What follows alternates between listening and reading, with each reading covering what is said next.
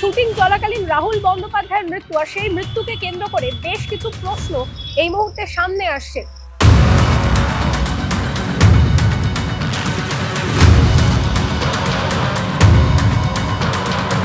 প্রাথমিক ময়নাতদন্তের রিপোর্টে বলা হয়েছে জলে ডুবে মৃত্যু হয়েছে রাহুল বন্দ্যোপাধ্যায়।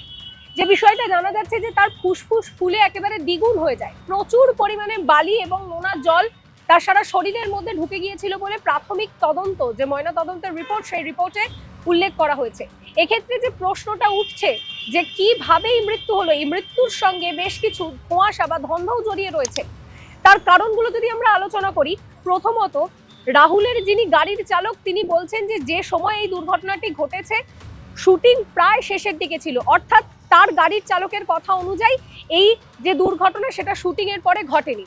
তাহলে এখন প্রশ্ন হচ্ছে যে একটা যে জায়গায় শুটিং হচ্ছে সেখানে ক্রিউ মেম্বাররা থাকে, স্ক্রিপ্ট যারা নিয়ে যান তারা থাকেন, অর্থাৎ বিশাল একটা ক্রিউ মেম্বাররা সেখানে থাকছেন। তাহলে কিভাবে এত লোক থাকা সত্ত্বেও রাহুল বন্দ্যোপাধ্যায়ের এইভাবে মৃত্যু হলো? যদিও জানা যাচ্ছে যে তার সহকর্মীকে বাঁচাতে গিয়েই তার মৃত্যু হয়েছে, তাহলে বাকি যে ব্যাকআপটা নেওয়ার সেই ব্যাকআপ কেন নেওয়া হলো না? এছাড়াও আপাতত যে পুলিশের স্টেটমেন্ট প্রাথমিকভাবে সামনে আসে সেখানে পুলিশ বলেছে যে এই শুটিং চলাকালীন কোনো পারমিশন নেওয়া হয়নি, তাহলে কেন পারমিশন নেওয়া হলো না? এই প্রশ্নগুলো কিন্তু এই মুহূর্তে উঠতে শুরু করেছে। জলের গভীরতা বুঝতে পারিনি, নিজেকে নিজে কন্ট্রোল করতে পারিনি। জলে জোয়ার এসেছিলো সে সময়, আমি হসপিটালে ছিলাম, তো সবাই চেষ্টা করেছে টেকনিশিয়ানরাও বাঁচানোর জন্য, কিন্তু অনেকটাই দেরি হয়ে গেছিলো। 6-7 জন নিজের জীবন বাজি রেখে ওরাও লাভ দিয়েছিল ওই জলের মধ্যে।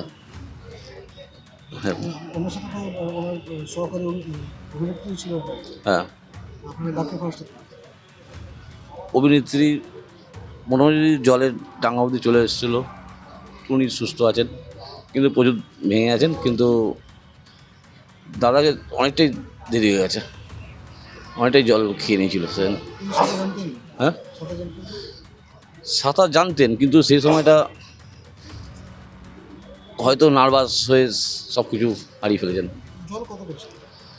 জল ছিল ভালো, গভীরতা ছিল, যতটা আমরা মনে করেছিলাম এক জায়গায় অতটা জল না বা কিছু, হঠাৎ করে গভীরতাটা বুঝতে পারা যায়নি জলের। না ঢেউ না, জলের স্রোত ছিল। হ্যাঁ, জলের সঙ্গে জোয়ারটা এসেছিল।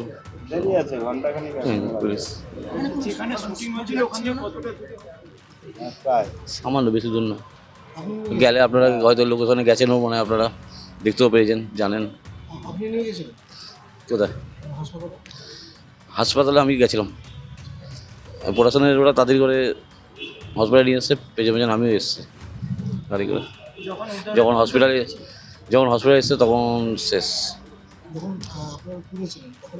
তখন জলটা বের করা হয়েছিল, যখন আমরা চাপ দিয়ে জলটা বার করানোর চেষ্টা হয়েছে, জল বেরিয়েছিল, তারপরে সেন্সলেস ছিল, কিন্তু নিঃশ্বাস চলছিল, কিন্তু তারপরে রাস্তায়।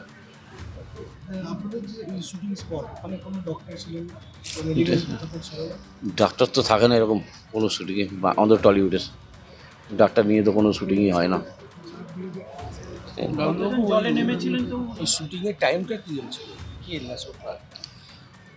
শুটিং তো সকাল থেকেই হচ্ছিল, ওটা সেই 5:30 নাগাদ। হ্যাঁ, এবার টাইমিংটা এক্সাক্ট টাইমিং তো সব কিছু বলা যায় না সেই সময়টা। এখন শেষের পথে, একদম শেষের পথে, লাস্ট একদম লাস্ট। তখন প্যাকআপের পথে পুরো একদম লাস্ট। আমি সত্যি জানি না আমার কি বলা উচিত, মানে আমি ইটস রিয়েলি স্যাড। মানে আমি ভোলে বাবার এত ইন্টিগ্রাল পার্ট ছিলাম, আর এরকম একটা নিউজ এখন আমরা সব বন্ধুরা মিলে একটা ক্রিকেট টুর্নামেন্টে, এখানেও সব অ্যাক্টররাই আছে, মানে আমাদের এখানে সবাই খুব শখ। আর আমি সত্যি আমি জানি না আমার কি বলা উচিত, মানে আমি যে কি বলবো আমি সত্যি জানি না। জাস্ট ভোলে বাবা আমারই সিরিয়াল, সেরকম একটা সিরিয়ালের শুটিংয়ে দাদা গেছিলেন, আর এরকম একটা ইনসিডেন্ট। লাইফ যে কতটা আনপ্রেডিক্টেবল সেটাই এখন মনে হচ্ছে।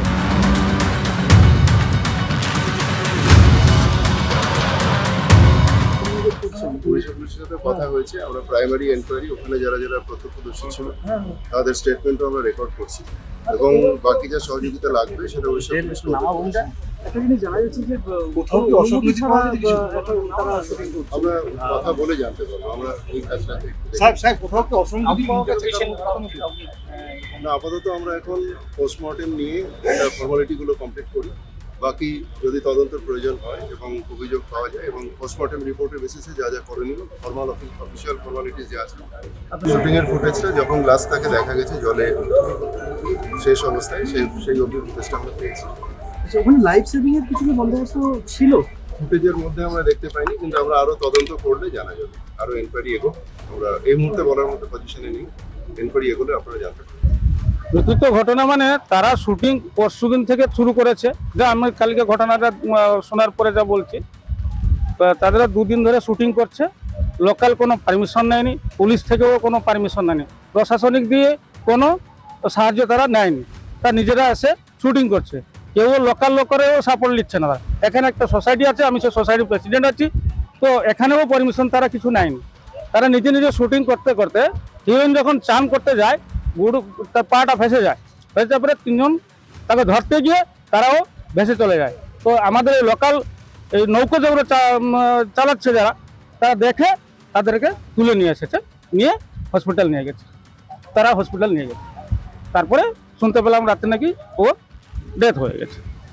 মানে পারমিশন একদম নেই, কোথাও পারমিশন নেই, না প্রশাসনিক পারমিশন, না আমাদের লোকাল সোসাইটি থেকে পারমিশন, কোনো পারমিশন নেয়নি তারা। যারা ওকে চিনতেন প্রত্যেকের লস। সাধারণত এত ভালো মানুষ ইন্ডাস্ট্রিতে, তার উপরে শিক্ষিত, খুবই বিরল ব্যক্তিত্ব ছিল, আমাদের মনে থাকে। এই পুরো বিষয়টার যথাযথ তদন্ত হোক, এই কথা কিন্তু রাহুল বন্দ্যোপাধ্যায়ের সঙ্গে যারা টলিউডে কাজ করেছেন তার সহকর্মীরা, তারা সবাই বলছেন যে কোনোভাবে যাতে এই ঘটনা ধামাচাপা না পড়ে যায় সেই দিকে নজর রাখতে হবে। তারা সঠিক তদন্তের দাবি করছেন।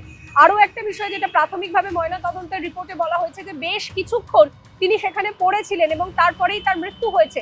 তাহলে এতটা সময় রাহুল কি করে পড়ে রইলেন, কারোর নজরে তিনি কেন এলেন না, এই প্রশ্নগুলো কিন্তু এই মুহূর্তে উঠতে শুরু করেছে, যাকে কেন্দ্র করে এই মৃত্যু নিয়ে বিভিন্ন রকমের ধোঁয়াশা বা ধন্ধ এই মুহূর্তে সামনে আসছে।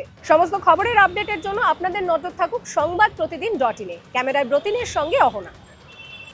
ফলো করুন সংবাদ প্রতিদিন ডিজিটাল।